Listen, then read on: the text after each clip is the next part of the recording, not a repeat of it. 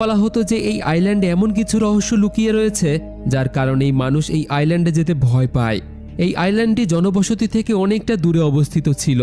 তবে একদিন একদল চোরাচালানকারী ওই আইল্যান্ডে গিয়ে এমনভাবে গায়েব হয়ে যায় যে সেই আইল্যান্ড নিয়ে মানুষের মধ্যে আতঙ্ক আরও বেড়ে যায় এবং প্রত্যেকের মনে নানান রকম প্রশ্ন জেগে ওঠে যে আসলে ওই আইল্যান্ডে কি রহস্য লুকিয়ে আছে এবং কেন মানুষ সেখানে যেতে ভয় পেত। তো চলুন মূল গল্পে ফিরে আসা যাক। গল্পটি শুরু হয় এমন এক জনমানবহীন দ্বীপ থেকে যেখানে মাটির চেয়েও বেশি ভয়ানক জিনিস হাওয়ায় মিশেছিল।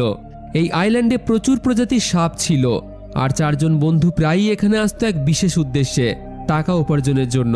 তাদের কাজ ছিল বিষাক্ত সাপ ধরে তারপর সেগুলিকে বিক্রি করে দেওয়া, আর এইসব বিষাক্ত সাপ ব্ল্যাক মার্কেটে বিক্রি করে তারা বেশ ভালোই টাকা ইনকাম করত। সেদিনও তারা এই আশাতেই আইল্যান্ডে এসেছিল যে কোনো বড়সড় সাপ ধরতে পারবে।